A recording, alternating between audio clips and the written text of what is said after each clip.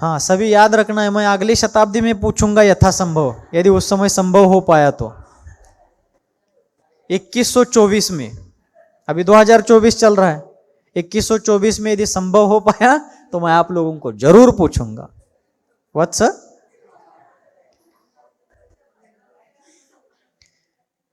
तो भक्त प्रत्याख्यान, इंगिनी और प्रायोपगमन, ऐसे 3 भेद पंडित मरण के हो गए। तो इनका स्वरूप क्या है? इस प्रकार के मरण को साधने वाले साधक कितने धीर वीर शूर होते हैं, इसका वर्णन हमें भगवती आराधना और मरण कंडिका इन ग्रंथों में पढ़ने, देखने, सुनने को मिलता है। उन ग्रंथों को पढ़ते समय उन महामुनियों का वो महापुरुषार्थ सुन करके, पढ़ करके रोम रोम रोमांचित होते हैं कि उनका पुरुषार्थ कैसा होता था, कितने निस्पृही जीवन के साधक थे वे। ऐसे मुनियों का स्वरूप वहां पर बताया गया है कि जिनको अपने जीवन से भी कोई मोह नहीं था, और जब उनका जीवन समाप्ति की ओर जाता था, समाधि उनके सामने होती थी, संलेखना लेने का प्रसंग उनके सामने जब आता था, तब वो किस प्रकार आगे बढ़ते थे, उसका वर्णन शिवकोटि आचार्य देव और अमित गति आचार्य देव ने बहुत सुंदर और मनमोहक रूप से किया। प्रायोपगमन नाम का जो समाधि मरण का भेद है, वह चतुर्थकालीन मुनियों के द्वारा ही किया जाता था। उत्कृष्ट सहनन के धारी, वज्र वृषभ नाराच सहनन के धारी, या पहले 3 सहनन, उसमें भी ज्यादा से ज्यादा पहला सहनन ही होना चाहिए, ऐसे मुनियों के द्वारा वह प्रायोपगमन नाम का संलेखना मरण, समाधि मरण साधा जाता था। तो कैसे करते थे उसके बारे में वहां विवरण दिया हुआ है कि जब उन मुनियों को अपने आयु का अंत निकट आया हुआ है समझ आता था, अथवा कोई उपसर्ग आदि का प्रसंग आ जाता था, संलेखना के जो जो कारण बताए हैं, ऐसा कोई भी निमित्त मिलता था, तो वे मुनिराज अपने गुरु महाराज के चरणों में, आचार्य महाराज के चरणों में पहुंचते थे। उनके चरणों में पहुंच करके जीवन भर मैंने जो तप साधना की है, व्रत संयम रत्नत्रय की आराधना की है, उस धर्म आराधना में मेरे द्वारा किसी भी प्रकार के अतिक्रम, व्यतिक्रम, अतिचार, अनाचार इत्यादि दोष लगे हो, उन दोषों का निवेदन पूर्ण प्रांजलता पूर्वक वे गुरु चरणों में करते हैं। निंदा, ग्रह, आलोचना अपने देवशास्त्र गुरु के साक्षी से करते हैं, आत्म साक्षी से करते हैं, और गुरु के चरणों में प्रायश्चित्त की याचना करते हैं। और प्रायश्चित्त लेकर के, और प्रायश्चित्त लेने के साथ साथ गुरु के ही साक्षी से एक साथ एकदम यम संलेखना ही धारण करते हैं। प्रायोपगमन समाधि मरण करने वाले आज आहार, कल उपवास, परसों आहार, नरसों उपवास, ऐसा नहीं होता उनका। एक ही झटके में वो संपूर्ण अन्न जल का आजन्मांत मरण पर्यंत त्याग करते हैं। क्यों? क्योंकि उनका सहनन उतना उत्कृष्ट होता है, और सहनन से भी ज्यादा उनका आत्मबल, मनोबल, आत्मधैर्य बहुत बड़ा होता है, और भेद विज्ञान का अधिष्ठान उनके पास होता है, और इस प्रकार का महान पुरुषार्थ उन्होंने अपने जीवन में साध लिया होता है। इसलिए वे एक बार में ही पूर्ण रूपेण अन्न जल का हमेशा के लिए त्याग करके एकदम से यम संलेखना ग्रहण करते, और गुरु के द्वारा यम संलेखना को ग्रहण करने के बाद वे गुरु को और संघ को भी त्याग देते हैं। सुन रहे सभी लोग, वे मुनि महाराज क्या करते हैं? गुरु को भी और संघ को भी त्याग देते हैं। उनकी हमें कोई जरूरत नहीं है, इस तिरस्कार के भाव से नहीं, अथवा गुरु की अवहेलना की दृष्टि से नहीं, बल्कि वे अपने आप में इतने समर्थ होते हैं कि किसी भी हालत में वे स्वयं आत्मबल पर संलेखना समाधि साध सकते हैं, साधते हैं। इतना उनका सामर्थ्य, आत्मबल होता है। इसलिए वे संघ और गुरु का मोह भी छोड़ करके अकेले वन में जाते हैं, अकेले एक में स्वयं चले जाते हैं। जिस प्रकार जंगल में जो शेर होता है, उस शेर को अन्य कितने भी प्राणी जंगल में हैं, कोई दुर्बल है, कोई सबल है, कोई कैसा है, लेकिन शेर को उसकी कोई चिंता नहीं होती है। वो अपने आत्मबल, आत्म पुरुषार्थ और अपने सामर्थ्य के बल पर जंगल में स्वतंत्र रूप से, निर्द्वंद्व रूप से विचरण करता रहता है। उसी प्रकार उन मुनियों को अपने आत्मबल का परिचय प्राप्त हो चुका होता है, अपने आत्म साक्षात्कार का उन्होंने अनुभव किया हुआ होता है। इसलिए उनको उस समय निर्यापक आचार्य महाराज की भी आवश्यकता नहीं होती। सल्लेखना में परिचर्या कराने वाले निर्यापक मुनियों की भी उनको आवश्यकता नहीं होती। वे इतने महान अंग पूर्वों के ज्ञाता या जिनवानी के महान रसास्वाद को अनुभव करने वाले ऐसे वे मुनि होते हैं और उत्कृष्ट सहनन और आत्मसत्व के साथ वे जंगल में जाते हैं और अपने अपने सल्लेखना का योग्य स्थान जंगल में पकड़ करके चयन करके वहाँ सल्लेखना की साधना प्रारंभ करते हैं। जब सल्लेखना वे मुनि महाराज धारण करते हैं तो एक ही करवट पर लेट जाते हैं। करवट म्हणजे कुशीवर, मराठीमध्ये आपण कुशीवरती झोपणे म्हणतो। एक करवट पर लेट जाते हैं तो समाधि होने तक वो करवट नहीं बदलते। या दंड आसन में, अर्थात जिसको अपन योगासन की भाषा में शवासन कहते हैं ना, शवासन के रूप में दंडाकार यदि लेट जाते हैं तो समाधि होने तक वो करवट नहीं बदलते। या पद्मासन में बैठ गए, खड़गासन में खड़े रह गए, जिस आसन को धारण करते हैं फिर हिलते डुलते नहीं है। और दूसरी बात, उस प्रायोपगमन समाधि मरण का और एक विशेष रूप जो है उसके बारे में ऐसा वर्णन किया गया है कि प्रायोपगमन रूप से समाधि जिन मुनियों ने धारण की है वे दूसरों के द्वारा भी अपनी वैयावृत्ति नहीं करवाते हैं और स्वयं भी अपने आप की वैयावृत्ति आदि नहीं कराते, स्वयं भी नहीं करते अपने हाथ पैर को वगैरह दबाना, और दूसरों से भी कोई सेवा नहीं ग्रहण करते, दूसरों को साथ में लेते ही नहीं वो सल्लेखना काल में। सल्लेखना की जो कोई प्रोसेस है, प्रक्रिया है, एक ही बार में गुरु के चरणों में संपूर्ण विषय को क्लियर कर लेते हैं। आलोचना, निंदा, ग्रह, प्रायश्चित्त, औत्तमार्थिक प्रतिक्रमण आदि सब कर लेते हैं। कंटाला आलाय क्या मुनि महाराजों का? औत्तमार्थिक प्रतिक्रमण क्या है महाराज? पूछिए, पूछना चाहिए। 7 प्रकार के प्रतिक्रमण होते हैं मुनि महाराजों के। कितने प्रकार के? मैं पूछने वाला हूं। कब? यदि संभव हुआ तो अगले शताब्दी महोत्सव में। पहला प्रतिक्रमण है दैवसिक प्रतिक्रमण, ठीक है। प्रतिक्रमण का दूसरा भेद है रात्रिक प्रतिक्रमण। दैवसिक प्रतिक्रमण शाम के प्रवचन आदि के बाद 5, सवा 5 बजे के दरमियान किया जाता है, और रात्रिक प्रतिक्रमण जो है उत्तर रात्रि के दूसरे प्रहर में किया जाता है। दैवसिक प्रतिक्रमण, रात्रिक प्रतिक्रमण, ये 2 भेद हो गए। तीसरा प्रतिक्रमण है इरियापथ प्रतिक्रमण, जो आहारचर्या के बाद इरियापथ भक्ति की जाती है ना। किन्हीं किन्हीं संघों में सुबह के भक्ति के साथ ही इरियापथ प्रतिक्रमण किया जाता है। ऐसा कोई शास्त्र में नियम नहीं कि इरियापथ भक्ति इसी समय करना चाहिए। तो 3 हो गए, दैवसिक, रात्रिक, इरियापथिक। चौथा भेद है पाक्षिक प्रतिक्रमण। पक्ष अर्थात 15 दिन, 15 दिन के कालावधि को पक्ष कहा जाता है। पाक्षिक प्रतिक्रमण हर चतुर्दशी के दिन किया जाता है, और यदि संभव नहीं हो पाया चतुर्दशी को तो चतुर्दशी के दूसरे दिन तक करने की सहूलियत दी जाती है, अपवादात्मक, अमावस्या या पौर्णिमा के दिन तक। 4 हो गए। 5वां प्रतिक्रमण है चातुर्मासिक प्रतिक्रमण। कितना? कौन सा है? चातुर्मासिक। हर 4 महीने में एक बार अष्टानी का पर्व आता है, और अष्टानी का पर्व अष्टमी के दिन चालू होता है और अंत में उसकी जो चतुर्दशी आती है, हर अष्टानिका के अंत में जो चतुर्दशी आती है उस दिन जो प्रतिक्रमण, पाक्षिक प्रतिक्रमण का ही वो सब मैटर होता है, उस प्रतिक्रमण का पठन करना ये होता है चातुर्मासिक प्रतिक्रमण। बस 4 महीने में किया जाता है, इसलिए उसको चातुर्मासिक कहा जाता है। ये साल में 3 बार, 4 त्रिकम 12। और उसके बाद 5, कितने भेद हो गए? 5 हो गए ना। छठा भेद है वार्षिक प्रतिक्रमण, उसको सांवत्सरिक प्रतिक्रमण भी कहा जाता है।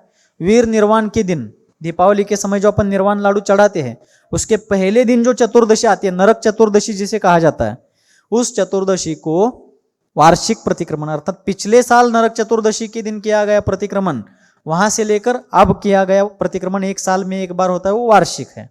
और 7वां भेद है औत्तमार्थिक प्रतिक्रमण। जिस दिन कोई साधु, कोई मुनि महाराज यम सल्लेखना धारण करते हैं, उनके यम सल्लेखना धारण करने के बाद यह जो प्रतिक्रमण सारा मुनि संघ या जो भी मुनि महाराज निर्यापक आचार्य वहां पर होते हैं, उन निर्यापक आचार्य और मुनि संघ के द्वारा जो प्रतिक्रमण उन क्षपक मुनिराज के साथ या उनको पढ़ करके सुनाया जाता है, उस प्रतिक्रमण को औत्तमार्थिक प्रतिक्रमण कहा जाता है। तो ये सारी क्रियाएं, प्रतिक्रमण, निंदा, ग्रह, आलोचना, प्रायश्चित्त, क्षमा याचना, गुरु के गुरु के साथ क्षमा याचना, संघ के साथ क्षमा याचना, ये सारी क्रियाएं वे मुनि महाराज एक साथ कर लेते हैं और संघ की विदाई लेते हैं। मराठी में निरोप समारंभ, विदाई म्हणजे निरोप घेतात संघाचा और जंगल में जाकर के इस प्रकार समाधि मरण स्वीकार करते हैं। ना दूसरे से वयावृत्ति कराना, ना स्वयं ही अपने आप की स्वयं वयावृत्ति कराना, कुछ नहीं। यदि उनको कोई व्याधि वगैरह हुई हो उन मुनि महाराज को, शरीर से कफ बाहर पड़ रहा हो नाक से इत्यादि और भी कोई चीजें, तो भी वे उस तरफ ध्यान नहीं देते, उसको हटाते नहीं है। उस तरफ पूर्ण दुर्लक्ष्य करके वे अपना आत्मचिंतन, आत्म ध्यान, तत्व चिंतन इत्यादि चीजों में ही अपना चित्त लगाते हैं। भगवती आराधना मरण कंडिका इन ग्रंथों में आचार्यों ने उन महामुनियों के ऐसे उग्र पुरुषार्थ का वर्णन करते हुए कहा कि जंगल में जब वे मुनि महाराज ऐसी साधना संलेखना की आराधना कर रहे होते हैं, तब जंगल में रहने वाले भिल्ल आदिवासी लोग यदि उनके इष्ट देवता को नर बलि देने की सोच रहे होते हैं, वो लोग नर बलि पशु बलि आदि देते रहते हैं, तो यदि वे जंगलों में रहने वाली आदिवासी जनजाति के लोग, भिल्ल लोग वगैरह अपने देवता को नर बलि देने के लिए किसी मनुष्य की खोज करते करते जंगल में घूम रहे हैं और इन मुनिराज के ऊपर यदि उनकी दृष्टि पड़ती है, तो वे सभी मनुष्य, वो सभी लोग मिलकर के उन मुनि महाराज को घसीट उठा करके ले जाते हैं उस देवता के सामने। लेकिन मुझे कौन ले जा रहा है, कहाँ ले जा रहा है, क्या करने वाला है, क्या होने वाला है, उनको पता नहीं, उनका ध्यान ही नहीं उधर। और फिर ले जा कर के उन मुनि महाराज को उस देवता के सामने बिठाते हैं, उनके सिर पर कुछ जल आदि डालकर अभिषेक करते हैं, फूल माला चढ़ाते। क्या हो रहा है उनको बिल्कुल भी पता। अथवा जंगल के पशु, हिंस्र पशु वगैरह, बाघ सिंह आदि जो पशु होते हैं, उनको अपने शिकार बनाते हुए, उनको घसीटते हुए ले जाते। लेकिन कौन ले जा रहा है, क्या होने वाला है, मेरी शिकार होने, उनका उधर ध्यान नहीं। भगवान कलिकाल सर्वज्ञ भगवान कुंद कुंद देव ने समयसार ग्रंथाधिराज में एक गाथा कही। ऐसे मुनि महाराज किस प्रकार के होते हैं उसका वर्णन करते हुए उन्होंने गाथा बताई वहां पर। छिज्जदुवा भिज्जदुवा निज्जदुवा अहव जादु विप्पलयम जम्हा तम्हा गच्छदुवा जम्हा तम्हा गच्छदु तहा विहून परिग्गहो मज्ज। अर्थात यह शरीर छिज्जदुआ छेदा जाए, भिज्जदुआ इसको भेदा जाए, निज्जदुआ अथवा कोई इसे ले जाए, अहव जादु विप्पलयम अथवा यह प्रलय को भी प्राप्त क्यों ना हो जाए, जम्हा तम्हा गच्छदुआ अथवा जिस तिस अवस्था को भी कशाही परिस्थितीला हे प्राप्त का होईना, जम्हा तम्हा गच्छदुआ किसी भी अवस्था को प्राप्त क्यों ना हो जाए, तहा विहून परिग्रहो मज्ज तो भी परमाणु मात्र परिग्रह मेरा। ऐसा विचार करते हुए ऐसे मुनिराज ऐसे भीषण विपत्ति में भी, ऐसे उपसर्ग परिशहों के प्रसंग में भी उस तरह पूर्ण रूपेण दुर्लक्ष्य करते हुए आत्मनिमग्न रह करके अपने समाधि संलेखना की साधना करते रहते। भगवान पूज्यपाद आचार्य देव ने इष्टोपदेश में एक श्लोक बताया, कंटाला लग गया। पूज्यपाद स्वामी जी ने एक श्लोक बताया इष्टोपदेश ग्रंथ में, कैसे भेद विज्ञानी मुनि महाराज किस प्रकार चिंतन मनन करते हैं, कितना निस्पृह जीवन होता है उनका।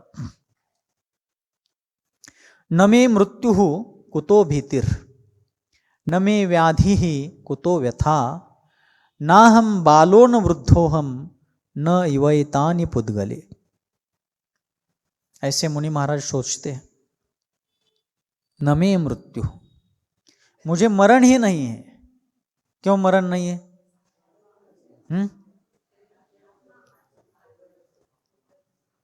आत्मा अमर है और शरीर समर है।